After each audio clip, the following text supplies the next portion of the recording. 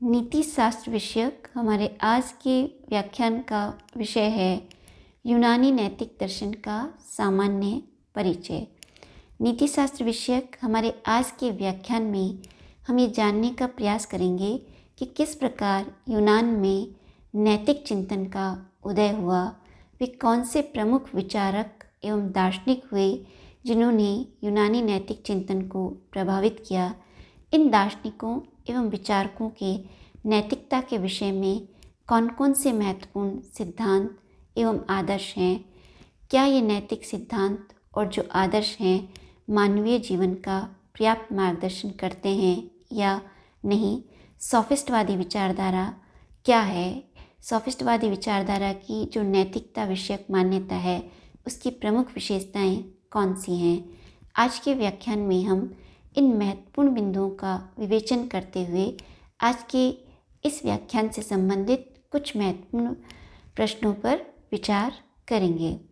नीति शास्त्र का सामान्य परिचय विषयक हमारे इससे पूर्व के व्याख्यान में हमने ये स्पष्ट किया था कि नीति शास्त्र मानवीय आचरण, व्यवहार एवं चरित्र का मूल्यांकन करने के लिए कुछ मूलभूत नैतिक नियमों, सिद्धांतों एवं आदर्शों की स्थापना करता है। प्रश्न ये है कि वे कौन से नैतिक नियम, सिद्धांत एवं आदर्श हैं जो मानवीय आचरण, व्यवहार एवं चरित्र का मूल्यांकन करते हैं। इन नैतिक नियमों, सिद्धांतों एवं आदर्शों का स्वरूप क्या है, ये किस प्रकार मानवीय आचरण, व्यवहार एवं चरित्र को प्रभावित कर उसका मार्गदर्शन करते हैं। ये मानवीय आचरण, व्यवहार एवं चरित्र का मार्गदर्शन करने में कहाँ तक समर्थ हैं। ये जो हैं नीति शास्त्र के ऐतिहासिक विवेचन के दृष्टिकोण से कुछ महत्वपूर्ण प्रश्न हैं कि किस प्रकार नीति शास्त्र का जो है यूनान में उदय हुआ और किस प्रकार यूनान में नैतिकता के क्षेत्र में विभिन्न सिद्धांतों का उदय हुआ और वे सिद्धांत जो है मानवीय आचरण, व्यवहार एवं चरित्र को प्रभावित करने में समर्थ हुए या नहीं। यूनानी नैतिक जो चिंतन परंपरा है उसका यदि उदय या ऐतिहासिक विकास के दृष्टिकोण से हम विचार करें तो अध्ययन की दृष्टि से संपूर्ण यूनानी नैतिक चिंतन को हम 3 भागों में विभाजित कर सकते हैं। प्रथम जो है वह है सुकरात पूर्व युग और इस युग के जो प्रमुख विचारक हुए हैं उन्हें सोफिस्टवादी विचारधारा कहा जाता है। और जो द्वितीय जो युग है उसे सुकरात युग की संज्ञा दी जाती है। इस युग के प्रमुख नैतिक चिंतक, विचारक एवं दार्शनिक जो हैं सुकरात, प्लेटो एवं अरस्तु हैं। इनके अतिरिक्त इस काल में 2 प्रमुख संप्रदायों का उदय हुआ, एक सिनिक्स और दूसरा सेरेनिक्स। सिनिक्स जो है इसके जो प्रतिपादक जो हैं एंटिस्थनीस और उनके शिष्य डायोजिनीस थे और जो सेरेनिक संप्रदाय जो है उसके जो प्रतिपादक जो हैं ओरिस्टिपस माने जाते हैं। सुकरातोत्तर युग में फिर जो है 2 नैतिक संप्रदायों का उदय हुआ जो कि यूनानी नैतिक दर्शन के ऐतिहासिक दृष्टिकोण से महत्वपूर्ण है। एक स्टोइकवाद और दूसरा एपिक्यूरियनवाद। स्टोइकवाद के जो प्रमुख प्रतिपादक हैं वह जैनो माने जाते हैं और एपिक्यूरियनवाद के जो प्रमुख समर्थक जो हैं वह एपिक्यूरस माने जाते हैं। आज के इस व्याख्यान में हम सोफिस्टवादी विचारधारा के उदय, सोफिस्टवादी विचारधारा की नैतिक मान्यताओं का विवेचन करते हुए ये देखने का प्रयास करेंगे कि सोफिस्टवादी विचारधारा ने जो है यूनानी नैतिक चिंतन को कितना प्रभावित किया है और उनकी जो नैतिक मान्यताएं हैं वे कितनी तर्कसंगत हैं। सामान्यतः जो पाश्चात्य चिंतन परंपरा जो है इसका जो दार्शनिक यदि ऐतिहासिक दृष्टिकोण से यदि विश्लेषण किया जाए तो पाश्चात्य चिंतन परंपरा का उदय थेल्स नामक विचारक से हुआ जो ईसा के जन्म से 600 वर्ष पूर्व हुए थे। किंतु थेल्स जो थे उनका जो मुख्य विषय था वह बाह्य जगत के प्रमुख तत्व को लेकर था। उन्होंने नैतिक चिंतन पर कोई विशेष विचार या अध्ययन या कोई सिद्धांत का प्रतिपादन नहीं किया। थेल्स के बाद जो है लगभग ईसा के जन्म के 500 वर्ष पूर्व एक विचारकों का उदय हुआ जिन्होंने यूनानी नैतिक चिंतन को प्रभावित किया। इन विचारकों को जो है सोफिस्टवादी विचारधारा या सोफिस्ट विचारक कहा जाता है। सोफिस्ट शब्द जो है, यदि इसका शाब्दिक व्युत्पत्ति की दृष्टि से यदि इसका विश्लेषण किया जाए तो ये सोफोस से बना है, ग्रीक शब्द सोफोस से, जिसका अर्थ जो है शिक्षक या प्राध्यापक है। इस प्रकार शाब्दिक व्युत्पत्ति की दृष्टि से सोफिस्ट वे विचारक हुए या जिन्होंने यूनान के सामान्य नागरिकों को व्यवहारिक जीवन व्यतीत करने के लिए शिक्षा प्रदान की। और ये जो शिक्षक थे ये व्यावसायिक शिक्षक थे, क्योंकि ये यूनान के नागरिकों को जो शिक्षा प्रदान करते थे इसके बदले में वे आर्थिक पारिश्रमिक उनसे लिया करते थे। सोफिस्टवादी जो विचारक हैं, इन्होंने नीतिशास्त्र पे कोई विशेष पुस्तक की रचना नहीं की। सोफिस्टवादी विचारकों का जो नैतिक चिंतन है उसका हमें जो उनकी विषय वस्तु या जो नैतिकता विषयक प्रमुख विचार या विशेषताएं हैं उनका ज्ञान हमें प्लेटो के डायलॉग्स से होता है। जो प्रमुख सोफिस्ट विचारक हुए हैं वो प्रोटेगोरस, थ्रेसिमैकस, जॉर्जियस, हिप्पियास आदि जो हैं प्रमुख जो हैं सोफिस्ट विचारक हुए हैं। सोफिस्ट वादी विचारकों को समझने से पूर्व हम तत्कालीन यूनान का जो सामाजिक और जो परिप्रेक्ष्य है उसको जानने का प्रयास करते हैं। उस समय यूनान जो है छोटे छोटे नगर राज्यों में विभाजित था और जो प्रत्येक नगर राज्य था उसके सामाजिक, आर्थिक और राजनीतिक नियम थे। यद्यपि संपूर्ण यूनान की एक भाषा और संस्कृति थी, लेकिन तत्कालीन यूनानी सामाजिक व्यवस्था जो थी छोटे छोटे नगर राज्यों में विभाजित थी और प्रत्येक नागरिक को अपने नगर के सामाजिक, आर्थिक, राजनीतिक नियमों के प्रति जो है उनको वफादार होना आवश्यक था। जो विदेशी नागरिक थे उन्हें कोई राजनीतिक अधिकार प्राप्त नहीं था, वे दास का जीवन व्यतीत करते थे और जो स्वतंत्र थे उन्हें भी राजनीति में कोई भागीदारी उनकी नहीं थी।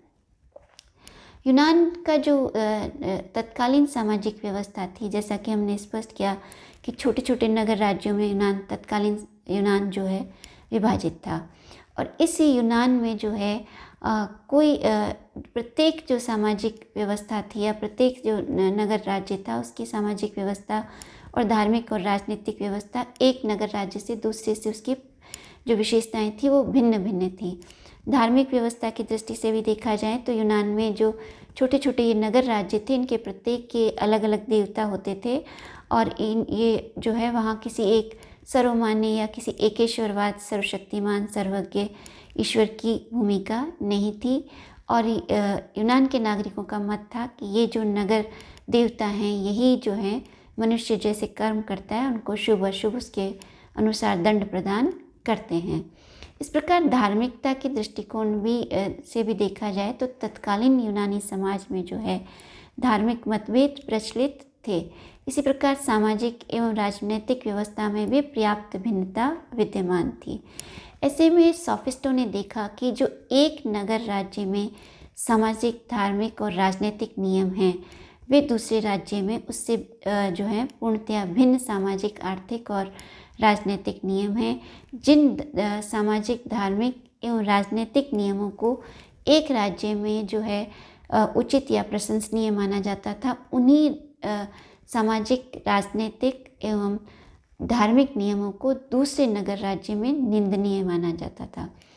सोफिस्ट जो हैं उनका जो मुख्य विषय था कि किस प्रकार तत्कालीन जो यूनानी नागरिक युवा वर्ग थे उनको तत्कालीन सामाजिक व्यवस्था के अनुसार व्यवहारिक जीवन जीने की शिक्षा दी जाए ताकि वे तत्कालीन सामाजिक व्यवस्था के अनुसार एक सफल जीवन व्यतीत कर सकें। जो सोफिस्ट हैं उन्हें वाद विवाद जो है करना, सामाजिक, आर्थिक और राजनीतिक क्षेत्र में किस प्रकार अपनी बात या मत को स्पष्ट करना, अपने संवाद को स्थापित करना, अपनी बात को रखना, भाषण कला किस प्रकार करना, इन सब की शिक्षा दिया करते थे। जो सोफिस्टवादी जो विचारधारा जो है उसकी सामान्य विशेषताएं जो हैं कि ये एक सोफिस्टवादी जो नैतिक विचारधारा है वह व्यक्तिनिष्ठवादी है, सापेक्षतावादी है और संशयवादी है। व्यक्तिनिष्ठवादी इसलिए है कि सॉफिस्ट जो है, जो नैतिक नियम जो होते हैं उनके बारे में उनकी कोई वस्तुनिष्ठ मान्यता नहीं थी। उनके मतानुसार शुभ अशुभ उचित अनुचित जो है अपने आप में कुछ भी नहीं है। ये व्यक्ति विशेष की भावनाओं इच्छाओं के अनुरूप ये शुभ और अशुभ या उचित या अनुचित हैं।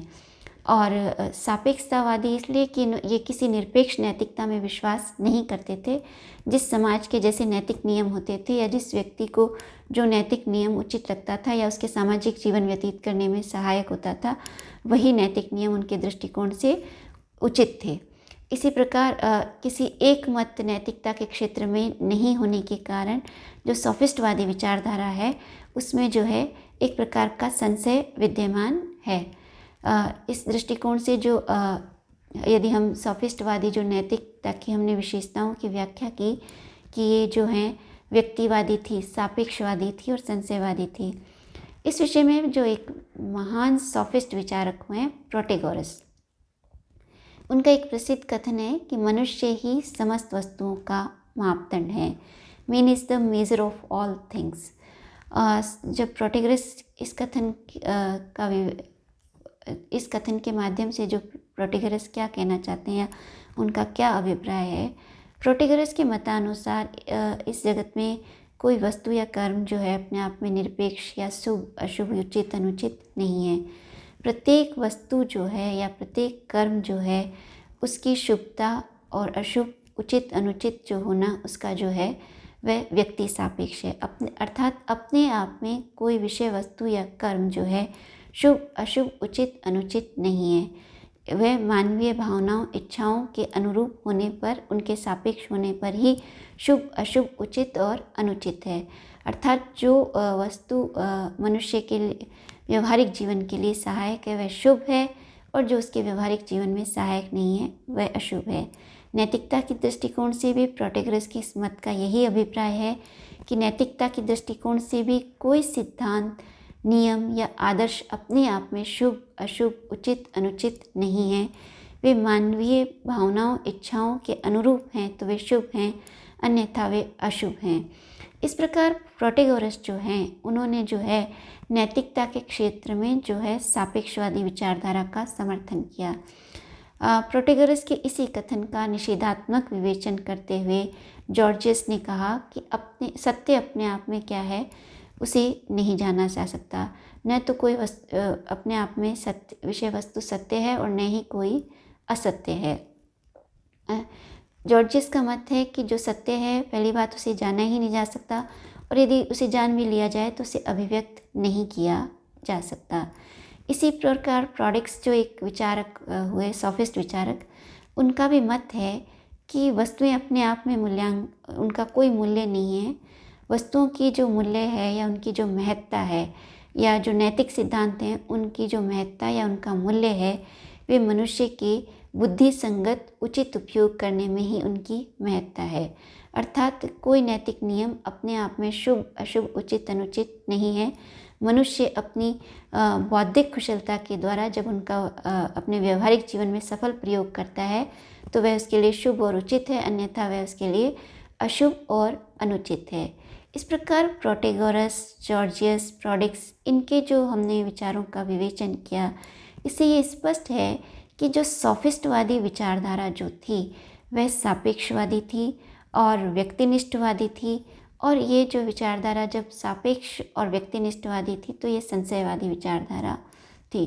प्लेटो की प्रसिद्ध पुस्तक रिपब्लिक में प्लेटो ने थ्रेसिमेकस का न्याय के विषय में मत स्पष्ट करते हुए ये स्पष्ट किया है कि थ्रेसिमेकस के मतानुसार न्याय जो है शक्तिशाली व्यक्ति का हित है।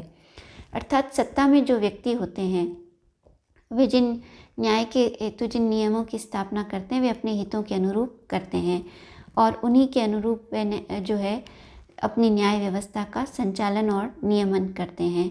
इस प्रकार थ्रेसिमेकस का जो मत है वह भी यह है कि न्याय जो है वह शक्तिशाली व्यक्ति का हित है। शासन में जो व्यक्ति होता है, जो शासन का प्रमुख शासक होता है, वह अपने हितों का जो है अपने हितों की पूर्ति के लिए ही न्यायिक सिद्धांतों की स्थापना करता है। इस प्रकार न्याय अपने आप में कुछ भी नहीं है, वह शक्तिशाली शासक का हित है। प्रश्न ये है कि जो ये जितने भी सॉफिस्ट विचारक हुए हैं, ये नैतिकता के क्षेत्र में सापेक्षवादी, व्यक्तिनिष्ठवादी या संशयवादी विचारधारा के समर्थक क्यों हैं? इसका समाधान यही कहा जा सकता है कि जैसा कि हमने अपने इस व्याख्यान में स्पष्ट किया कि तत्कालीन यूनानी जो सामाजिक व्यवस्था थी या यूनान था, जो छोटे छोटे नगर राज्यों में विभाजित था। एक नगर राज्य में जो नैतिक नियम या जो सामाजिक, धार्मिक, राजनीतिक नियम जो शुभ और उचित माने जाते थे या प्रशंसनीय माने जाते थे, वही दूसरे नगर राज्य में वही सामाजिक, राजनीतिक, धार्मिक, नैतिक नियम जो हैं अनुचित, अशुभ एवं निंदनीय माने जाते थे। ऐसी स्थिति में सॉफिस्टों को ये लगा कि कोई विषय वस्तु या कोई नए कर्म जो है अपने आप में शुभ अशुभ, उचित अनुचित नहीं है। शुभ अशुभ, उचित अनुचित जो है, इनका मापदंड जो है मानवीय भावनाएं और जो मनुष्य की जो इच्छाएं हैं वही हैं। जो नैतिक नियम मनुष्य की आवश्यकताओं, इच्छाओं की पूर्ति करते हैं, वे शुभ और उचित हैं, और जो उसमें बाधक हैं वे अशुभ और अनुचित हैं। इस प्रकार व्यक्ति को ही नैतिकता का मापदंड मानने के कारण जो सॉफिस्टवादी विचारधारा है वह व्यक्तिनिष्ठ कहलाती है, और किसी प्रकार की निरपेक्ष नैतिकता में विश्वास नहीं करने के कारण जो सॉफिस्टवादी नैतिक विचारधारा है वह सापेक्षतावादी कहलाती है। ये सॉफिस्टवादी विचारधारा विषयक जो है कुछ महत्वपूर्ण विचार हैं। आज के व्याख्यान से संबंधित हमारे कुछ महत्वपूर्ण प्रश्न इस प्रकार हैं। ऐतिहासिक यूनानी नैतिक दर्शन को अध्ययन की दृष्टि से कितने भागों में विभाजित किया जा सकता है, स्पष्ट कीजिए। सॉफिस्टवादी विचारधारा को स्पष्ट कीजिए। सॉफिस्टवादी नैतिक विचारधारा को सापेक्षवादी एवं व्यक्तिनिष्ठवादी क्यों कहा जाता है, स्पष्ट कीजिए। मनुष्य ही समस्त वस्तुओं का मापदंड है, प्रोटेगोरस के इस कथन का स्पष्टीकरण कीजिए। सॉफिस्टवादी जो विचारधारा है वह जो है सापेक्षवाद और व्यक्तिनिष्ठवाद का समर्थन क्यों करती है, इस विषय में अपना तर्क संगत मत प्रस्तुत कीजिए। एक प्रश्न निबंधात्मक ये हो सकता है कि सॉफिस्टवादी नैतिक विचारधारा की आलोचनात्मक व्याख्या कीजिए।